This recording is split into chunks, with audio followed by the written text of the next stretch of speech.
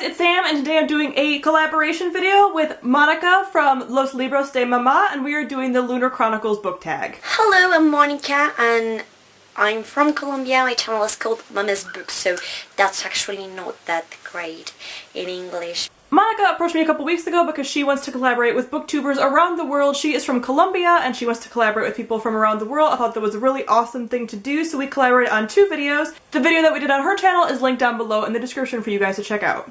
Monica is very excited because in Colombia they're going to be beginning the Lunar Chronicles series finally sometime in the next couple of months or so. So they're very excited in Colombia to finally get a hold of this book series, so we did 2 videos revolving around the Lunar Chronicles. For my channel we were doing the Lunar Chronicles book tag, which is started by the Book Buzz. Question number 1, Queen Lavanna. Who is your favorite antagonist or villain? My favorite villain should come as no surprise to anybody who's been around for a while, but that is the Darkling from the Grisha trilogy. I have yet to find a villain as compelling and as likable, but also as hateable as the Darkling. I picked The Fifth Way by Rich Yancey. I don't know, it's actually kind of complicated to explain who the villain in this book is, because there's not really one person you can say, okay, here's the baddest of them all, because the main plot of this book is about an invasion, an alien invasion, and this alien invasion works in waves, and every single wave they destroy something about humankind, human being, or human society. So they figure out that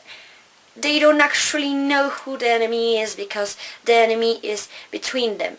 That actually makes it more complicated, so this is my villain. I think it's really interesting not to be able to put a face to the name of villain, but I think it's really interesting, and it actually gives the plot much more sense and much more character.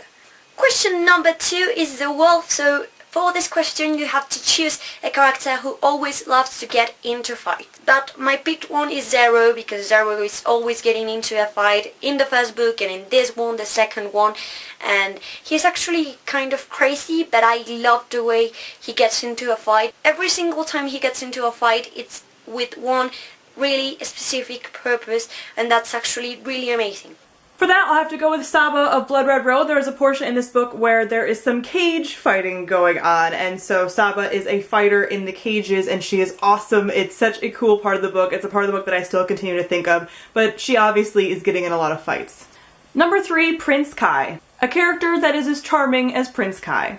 I personally am not a big fan of Prince Kai. He is my least favorite of all the love interests in the Lunar Chronicles series, but that is not the point. A character I find very charming is Hector from the Girl of Fire and Thorns trilogy by Ray Carson. He is the stalwart and true good guy kind of character, and he is the captain of the guard in this royalty, in this kingdom, so I really enjoy him, and his character is just so charming and sweet and swoon-worthy in the trilogy.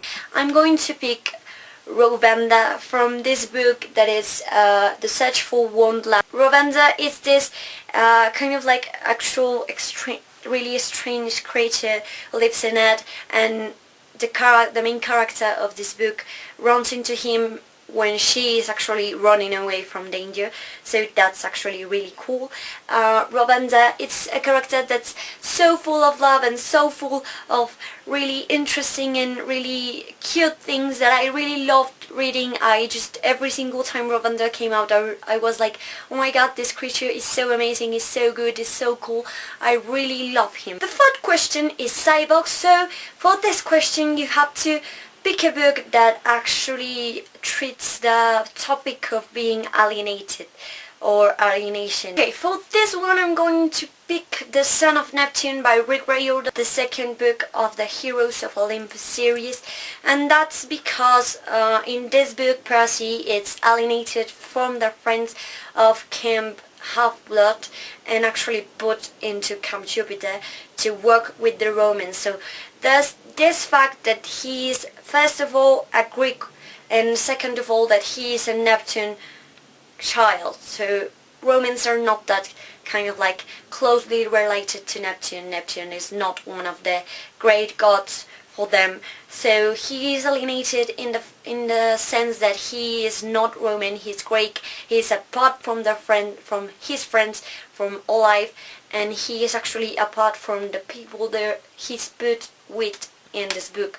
For this, I have to go with Fire by Kristen Kishore. This is the second book in the Graceling trilogy. They are a series of companion novels, and in this novel, the main character is what is called a monster. She has brightly colored skin, and she basically is supposed to be, she's thought of as being evil because she's this kind of monster character, but she is definitely separated from the rest of society. She is the last living human monster. There are also animals that are considered monsters that are just normal animals that we think of, like rats and tigers and horses and stuff, but they have really brightly colored coats and they're extremely vicious.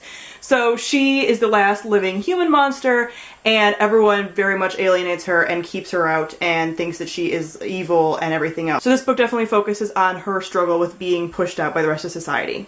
Question number 5, The Plague. A book whose hype was spread around just like The Plague.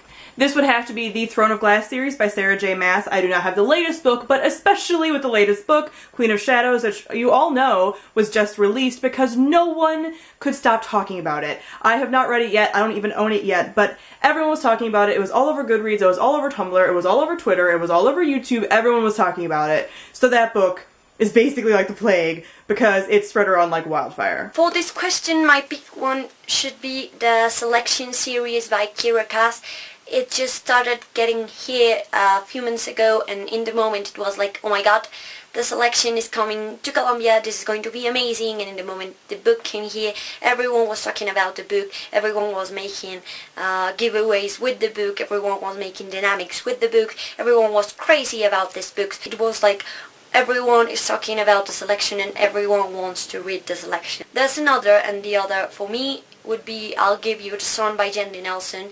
Happened exactly the same thing that happened with the Selection, but I actually liked more I'll Give You the Sun than the Selection series. So the 6th and last question for this book tag, it's about Winter's Coming.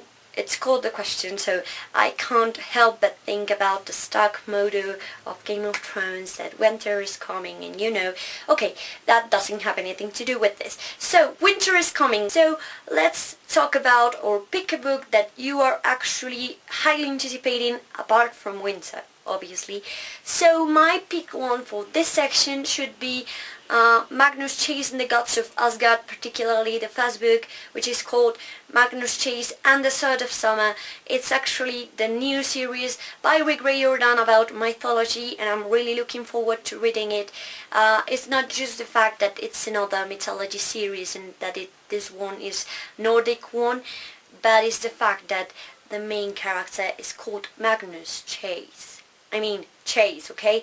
So that kind of like gave me a hint about what Rick Riordan is trying to do. Or maybe I'm wrong, but I'm really highly anticipating this book because I want to know Magnus like right now, and I can't wait to read something more from Rick Riordan because I really love the way this man writes. The book that I am most highly anticipating besides winter is Frozen Tides by Morgan Rose, which is the 4th book in the Fallen Kingdom series. I cannot wait. The cover has been my phone background since the cover was released. I think about it on a daily basis. I cannot wait to get back to my babies. So that is it for the Lunar Chronicles book tag. Thank you so much to Monica for inviting me to be a part of this collaboration with her, and congratulations again for your subscriber goals and meeting those goals. I hope to see a lot more collaborations with different booktubers on your channel as well. Thank you very much, and I'll see you in the next video or in my channel. So thank you, much love to all of you. Bye! And do not forget to go and check out our other video, which is on her channel. It is linked down below. So thank you all for watching, and I'll see all of you guys soon. Bye!